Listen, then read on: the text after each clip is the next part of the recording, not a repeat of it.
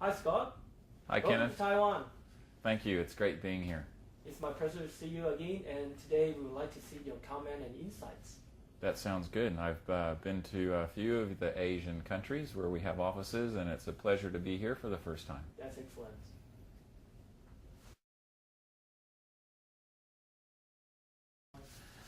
There's no direct correlation, no literature to suggest that hearing loss and Alzheimer's disease are related.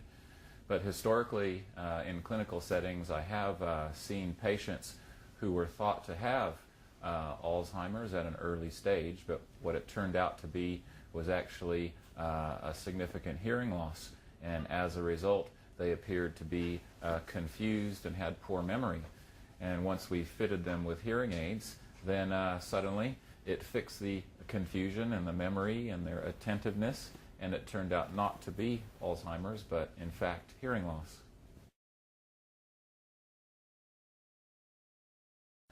You can't really restore the underlying hearing loss, but hearing aids are a great way to help restore a person's hearing and help them to subsequently become more active and social and participate more and have an improved quality of life.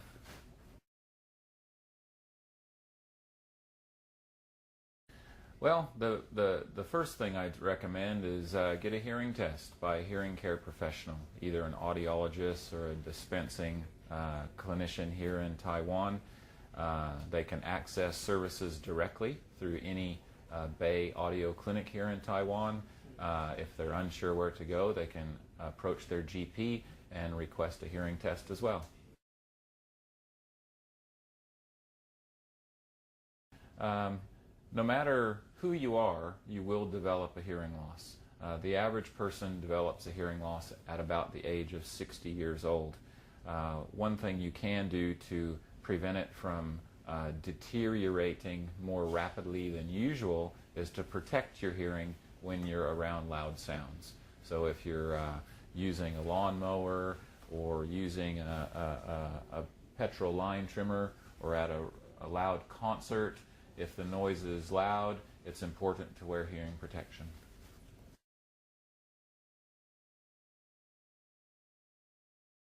Basically, if you have 10 people with a hearing loss on average, you can treat one of those people by surgical means. The other 9, the best way to treat them in general is with amplification, some sort of fitting of a hearing aid. And so you could say the way to treat it is to seek help from an audiologist, a bayaudio audiologist or dispenser here in Taiwan, and they will be the most effective person for treating hearing loss.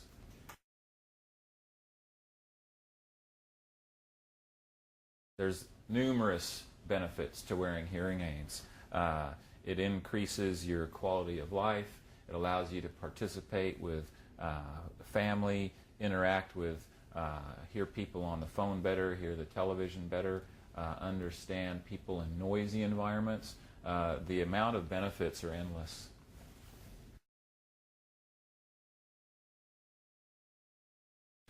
From my point of view, if I had the option, I'd fit everyone with the highest quality hearing aid I possibly could. They're more clever, they have more features, the sound quality's better, they work better in situations where there's background noise, and what tends to happen is when you fit lower quality hearing aids, my job becomes harder because the hearing aid isn't able to do as much, and as a result the patient, they might not find the hearing aid as effective as it should be. It might not meet their needs. So my rule of thumb is I give everyone the option of trying the very best first.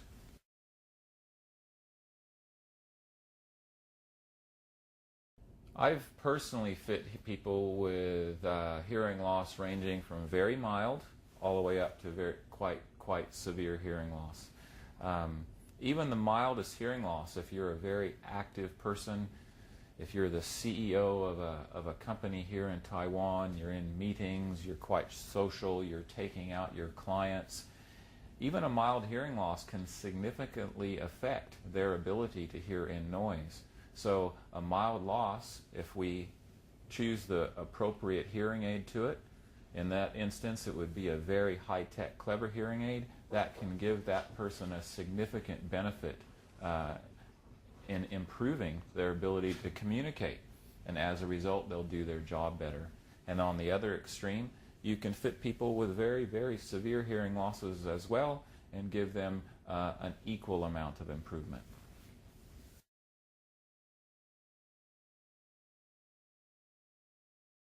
Basically, if you're suspicious you have a hearing loss, you've probably had it for about 7 years already, because it takes that long for someone to recognize there might be a problem.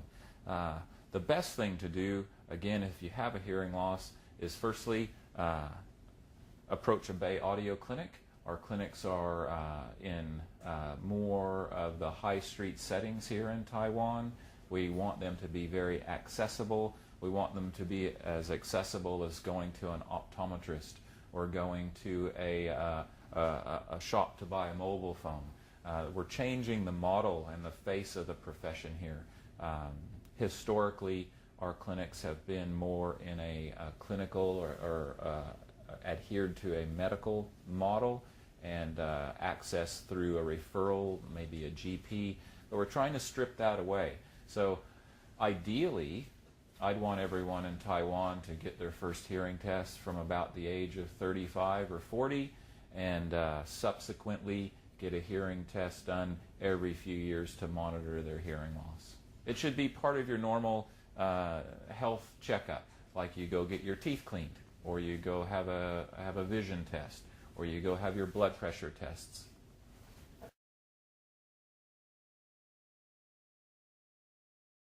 The research out of North America states that aside from a person's spouse or significant other, husband, wife, it could be a daughter living with her father or son, it's the primary care physician. And so what I found is that in the travels around Australia and Asia in our offices, that the same is true. So essentially, the people here in Taiwan or in Hong Kong or in Malaysia or Singapore, they if the primary care physician is the best placed to offer a suggestion for a person to do something about their hearing loss, because obviously they're a respected person of society, and if they give a recommendation, people are very willing to act on a GP's recommendation or a significant family member's recommendation. So that's why we're trying to approach GPs in Asia and provide them with this diagnostic or this screening tool, so that way they can recommend services to their patients to bayaudio, which is backed up by very solid screening results. Historically, doctors have used clicking fingernails, whisper tests, scrunching of hair to determine hearing loss.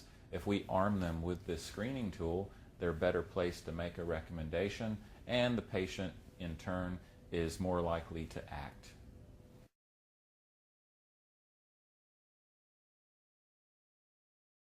Deaf's a pretty big term.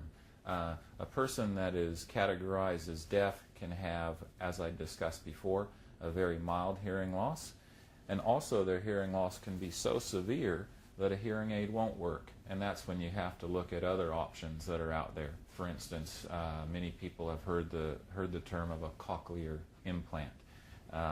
That's where what we do is, rather than stimulating the hearing system in a traditional way using hearing aids, you stimulate the inner ear with electronic impulses. That is as a result of the implant being in the ear, and they hear in a different way.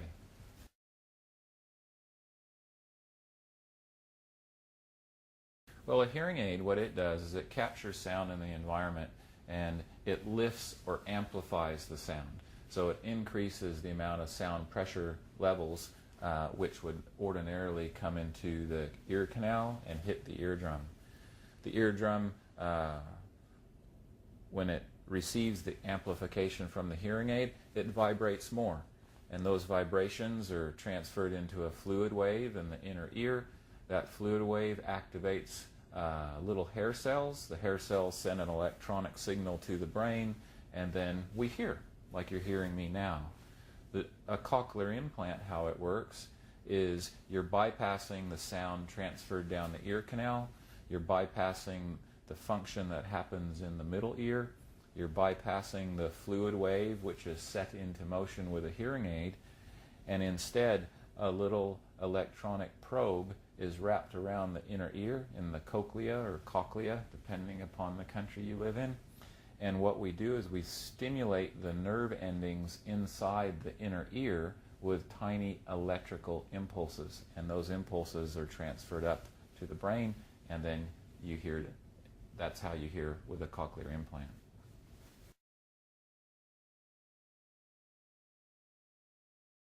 My rule of thumb is the only time I don't fit 2 hearing aids is if a person has normal hearing and a hearing loss. Then in that case, I'd fit a hearing aid to the ear with a hearing loss. Or if a person, let's say, has an ear that's dead, it doesn't work, and an ear with a loss, then I would fit one to this ear. If a person has a symmetrical hearing loss, essentially, if I were to fit one hearing aid to it, for instance, if I fit a hearing aid to this ear, you called out to me from that side and I had a hearing loss,